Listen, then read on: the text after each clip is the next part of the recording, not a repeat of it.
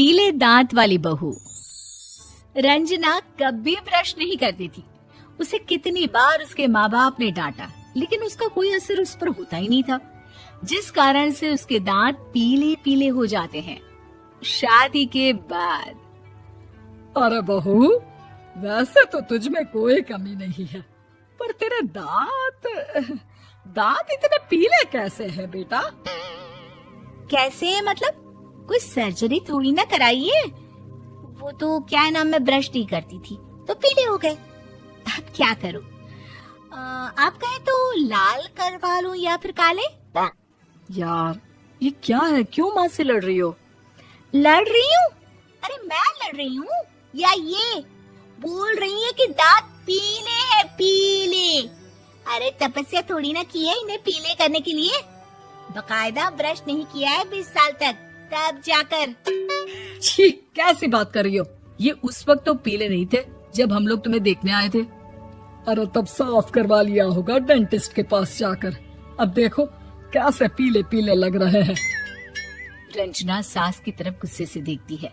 फिर शुरू हो गई पीले पीले पीले। अरे पीले तो तब भी थे जब मेरे हाथ का रसगुल्ला उड़ा उड़ा कर खा रही थी और बोल रही थी, लड़की नहीं गुणों का खजाना दे रहे भाई साहब आप। खैर, अब वो लोग करते भी तो क्या करते, पीले दांत वाली बहू पल्ले पड़ी थी तो झेलना तो था ही। एक दिन कीर्तन में रंजना गाना गा रही थी। अरे कमला बहन, माँ का द्वार है, यहाँ तो सब शुद्ध होकर आते हैं, फिर अपनी बहू को ब्रश भी नहीं करवाती तुम। दूर से पीले पीले दांत भक्ति में बाधा उत्पन्न कर रहे हैं। अरे कोई 2 साल के बच्चे थोड़ी ना लेकर आई हूँ मैं बहू बनाकर। अच्छी खासी लड़की है, अरे कैसे करवाऊं ब्रश? ये तो उसे खुद करना चाहिए ना। अब माँ बाप तो इसके जैसे तैसे निपटा दिए, ये नहीं सोचा कि सास कैसे संभालेगी। सास बहू को लेकर घर आ जाती है, लेकिन सोच लेती है कि अब इसे लेकर कहीं नहीं जाएगी। अगले रोज बहू कहती है, अरे क्या हो गया, मंदिर नहीं जाना क्या? कीर्तन का वक्त हो रहा है। मेरी मधुर वाणी से कान्हा जी जागते हैं और सोते हैं। आप तो जानती है ना उनकी भक्ति में कितना मन लगता है मेरा। वो क्या है ना, तबीयत ठीक नहीं लग रही है मेरी, आराम करूंगी मैं। तबीयत ठीक नहीं लग रही? अभी तो मिथुन के गाने पर नाच रही थी आप, और अब बोल रही है कि तबीयत ठीक नहीं लग रही। अरे भक्ति में मन लगा लो सासू माँ, ऊपर जाना है, क्या मुंह दिखाओगी आप? हाँ? सास को बहू की बात पर गुस्सा आ जाता है। मैं क्या मुंह दिखाऊंगी, इसकी चिंता तो ना कर, समझी? अपने मुंह की चिंता कर, जो ये पीले पीले दांत लेकर हर जगह पहुंच जाती है। पता है लोग कितना मजाक बनाते हैं। ना जी ना, मैं नहीं जाना कहीं तेरे साथ। तो ये बात है। कोई ना, मत जाओ, मैं अपने कमरे में ही बैठकर भक्ति कर लूंगी। ऊपर वाला दांत थोड़ी ना देखता है, मन देखता है, भावना देखता है। और अरे बस बस, तू सब कुछ दिखा, बस ये सफेद चमकदार दांत ना दिखाना किसी को, है? जा यहाँ से। बहू को सास की बात का कोई फर्क नहीं पड़ता, वो तो जैसी थी वैसी ही रह जाती है। सुबह नहाकर किचन में खाना बनाना, फिर खाना खाना, कीर्तन भजन करना और सो जाना। एक दिन, माँ जी मैं सहेली के घर जा रही हूँ, शाम को लेट आऊंगी। हाँ हाँ तो जाना, मैंने कौन सा तेरी आरती करनी है घर पर बैठकर। रंजना सहेली के घर जाती है, जहाँ वो पार्टी में जाने की तैयारी कर रही होती है। अरे शिखा, कहाँ जाने की तैयारी कर रही है? मैं गलत वक्त पर आ गई क्या? अरे नहीं यार, उल्टा सही वक्त पर आई है। मैंने ये साड़ी और ज्वेलरी निकाली है यार, शाम को इनके ऑफिस की एक पार्टी में जाना है। बताना कैसा लग रहा है ये सब? नहीं यार, इस ड्रेस के साथ तो वो वाली ज्वेलरी अच्छी लगेगी।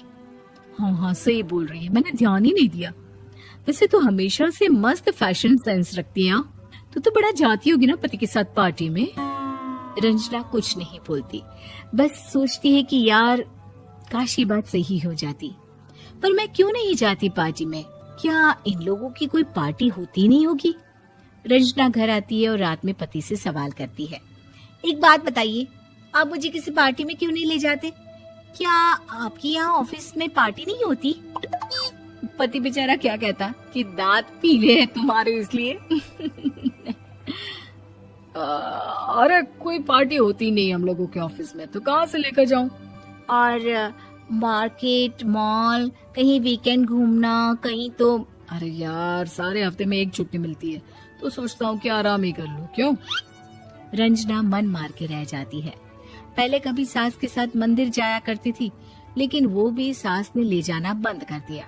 घर बैठी बैठी रंजना बोर हो जाती है। तभी उसे आइडिया आता है और वो मायके जाने का सोचती है।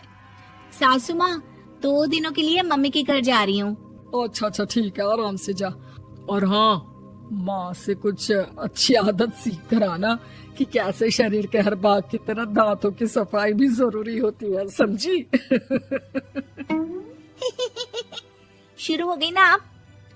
वो लोग आपकी तरह नहीं है कि छोटी छोटी बात का बतंगड़ बना दे। उन लोगों के लिए मैं मायने रखती हूँ, ना कि मेरे पीले पीले दांत। रंजना माँ को बिना बताए उन लोगों को सरप्राइज देती है, लेकिन जैसे ही वो दरवाजे पर पहुंचती है, अंदर देखती है कि घर वाले कहीं जा रहे होते हैं। अब माँ, काश रंजना दीदी के दांतों वाली प्रॉब्लम नहीं होती, तो वो भी हम लोगों के साथ चलती ना बुआ जी की बेटी की शादी में। हाँ बेटा, लेकिन अब उसे कौन समझाए कि उसको उसके पीले दांत नहीं दिखते, लेकिन उसके आसपास के लोगों को कितना एम्बैरेसिंग फील कराते हैं। मुझे तो कितनी बार उसके स्कूल की टीचर ने शिकायत की कि उसके साथ कोई लड़की बैठना भी नहीं चाहती, और ना ही कॉलेज में कोई उससे बात करना चाहता था।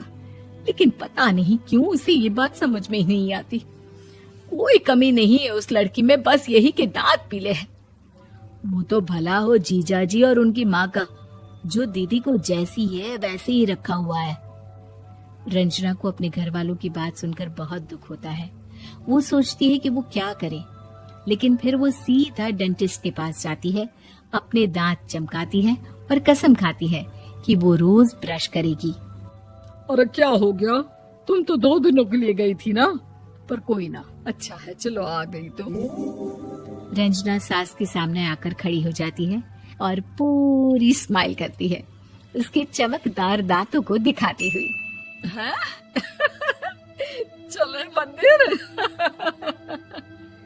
माँ, मुझे माफ कर दीजिए, मैंने आप लोगों को बहुत एम्बैरेसिंग फील करवाया। मैं आज से रोज ब्रश करूंगी।